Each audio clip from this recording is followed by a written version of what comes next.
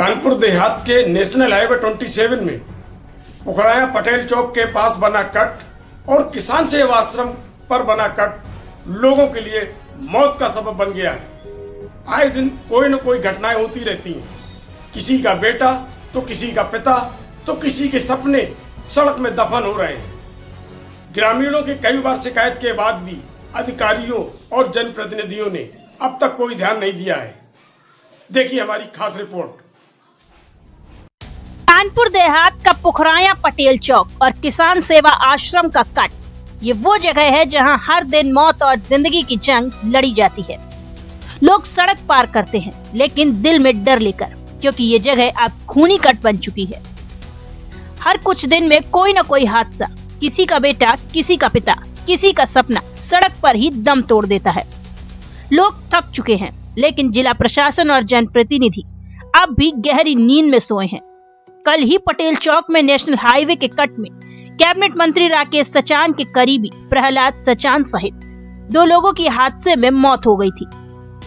ग्रामीणों ने इस समस्या को कई बार जनपद के अधिकारियों से लेकर कैबिनेट मंत्री राकेश सचान से शिकायत की, लेकिन किसी ने इस ओर ध्यान नहीं दिया। ग्रामीणों की मांग है कि पटेल चौक और अहरौली बाईपास किसान सेवा आश्रम पर फ्लाईओवर बनाया जाए, स्पीड ब्रेकर और ट्रैफिक लाइट लगाओ, ट्रैफिक पुलिस की तैनाती करो, क्योंकि अब यहाँ हर कदम खतरे से भरा है। नेक द्वार समिति के अध्यक्ष डॉक्टर संदीप बंसल ने कहा, हमने कैबिनेट मंत्री से लेकर अफसरों तक दरवाजे खटखटाए, लेकिन कोई सुनवाई नहीं हुई। अगर अब भी कार्यवाही नहीं हुई तो ये चौक आने वाले वक्त में कई घर उजाड़ देगा। ये बहुत ही गंभीर समस्या है और मैं पिछले कई महीनों से इसको फॉलो कर रहा हूँ और मैंने 30 महीने पहले करीब एक वीडियो बनाया था और पोस्ट किया था और मंत्री जी से भी मिला था, अधिकारियों को भी लेटर्स मैंने डाले, लेकिन कोई भी ऐसा सॉल्यूशन नहीं दिया गया जिससे कि ये गंभीर समस्या दूर हो सके। आप देख सकते हैं कि ये इतना कंफ्यूजिंग है यहाँ पर कि जो पुखराया से बाहर जा रहा है और अंदर आ रहा है वो एक ही लेन में चल रहा है। ट्रैफिक इतना फास्ट है, कोई ट्रैफिक की लाइट की व्यवस्था नहीं है, कोई ब्रेकर्स नहीं है। आए दिन दुर्घटनाएं हो रही हैं। अभी कल ही एक इतना गंभीर दुर्घटना हुई जिसमें 2 लोगों की डेथ हो गई। तो जनप्रतिनिधियों को ये सोचना चाहिए कि ये इतनी दुर्घटना बहुल क्षेत्र है, उसके लिए ऐसा सॉल्यूशन निकाला जाए जिससे ये आए दिन जो रोज दुर्घटना हो रही है, लोग मर रहे हैं, उससे बचा जा सके। आप देख सकते हैं कि यहाँ से जो पुखराया से जो व्यक्ति गाड़ी जा रही है वो भी उसी लेन में जा रही है और बाहर से जो आ रहा है वो भी उसी लेन में आ रहा है। बगल का जो रोड है वो बिल्कुल टैक्सी वालों के खड़े होने के लिए रह गया है। इस तरह से ये बीच में गैप जो है इतना ज्यादा बड़ा है कि लोग वहां आके गाड़ी खड़ी कर देते हैं और वही कल हुआ, जो डंपर पलटा तो उसी वजह से जो डेथ हुई। तो ये मेरा कहना है कि ये यहाँ का जो है जो प्रॉब्लम है इसका ध्यान दिया जाए, इस पे गंभीरता से ध्यान दिया जाए और तुरंत ही इस पे कोई ऐसा सोल्यूशन दें। एटलीस्ट तुरंत जो है एक ट्रैफिक लाइट की व्यवस्था हो, एक ट्रैफिक पुलिस की व्यवस्था हो। और ओवरब्रिज की डिमांड करते हैं हम लोग पुखराया वासी कि जल्द से जल्द यहाँ पर ओवरब्रिज बने, जिससे कि पुखराया जो जिसको आना है वो अपना अंडरपास से आ सके और ऊपर से ट्रैफिक जिसको निकलना है तेज ट्रैफिक वो उससे निकल जाए। देखा जाता है कि इस कट से कोई अपना बेटा खो रहा, कोई अपना पिता खो रहा, कोई पति खो रहा, तो आए दिन इस तरीके की घटनाएं हो रही है। असमय लोग गाल के गाल में समा रहे हैं। आपके द्वारा कई बार अधिकारियों से शिकायत हुई, यहाँ तक कि जो उत्तर प्रदेश सरकार में कैबिनेट मंत्री राकेश सचान जी, इनसे भी आपकी जब विवाद मंत्री बने थे बात हुई, क्या नतीजा मिला आपका? जी बिल्कुल कोई नतीजा नहीं मिला। जब मैंने ये शिकायत की उसके बाद जिलाधिकारी महोदया के यहाँ पे पत्रकारों की एक मीटिंग हुई थी, वहां पे ये बात उठाई गई थी। उसका थोड़ा सा उन्होंने ध्यान दिया और एक पतली पतली लाइन ब्रेकर की बना दी गई थी यहाँ पे और एक ट्रैफिक पुलिस वाला सुबह के टाइम पे खड़ा होने लगा था, लेकिन वो उसका कोई बहुत ज्यादा फायदा नहीं होना था क्योंकि वो ट्रैफिक कंट्रोल नहीं कर रहा था। वो सिर्फ जो ऑटो वगैरह वाले जो होते थे, या दुकानें बहुत सारी लगने लगी हैं जिससे भी ट्रैफिक जो है डाइवर्ट होता है, डिस्टर्ब होता है। तो वो जो दुकानें लग रही है उन पे भी ध्यान दिया जाए, जो ट्रैफिक के जो ऑटो ई रिक्शा वाले खड़े होते हैं उन पे भी ध्यान दिया जाए। स्मूथ ट्रैफिक होना चाहिए और कंट्रोल ट्रैफिक होना चाहिए।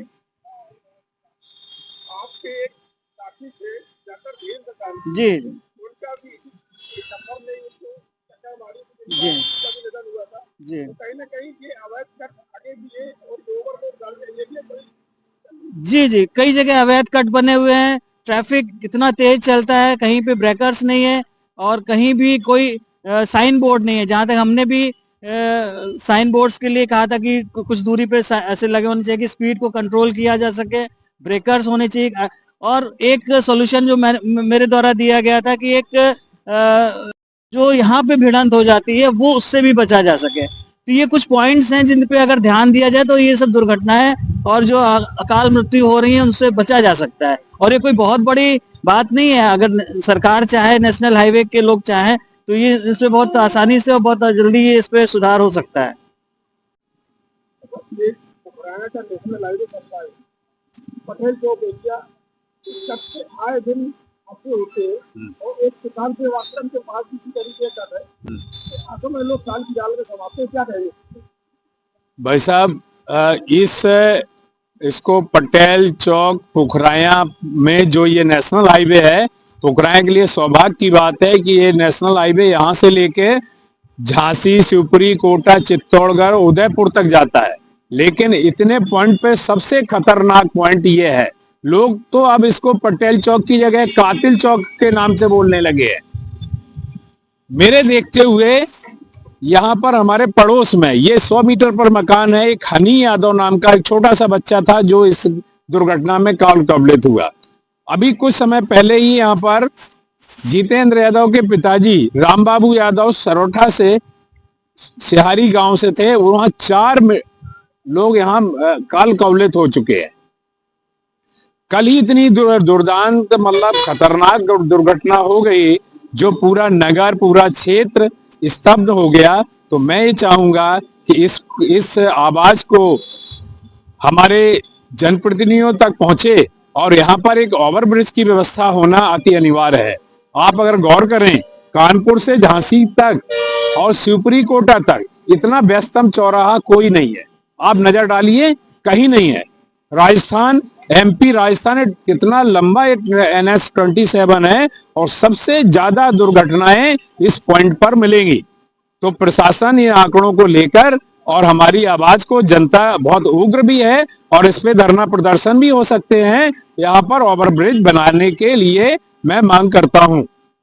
कई बार शिकायत की गई है, अधिकारियों से की गई है, इसका अब तक रिजल्ट क्यों नहीं मिला, क्या कहेंगे? भाई साहब, होता क्या है, किसी ने भी इसको जब दुर्घटना हो जाती है तो कुछ दिन याद करके फिर हम अगली दुर्घटना का इंतजार करते रहते हैं।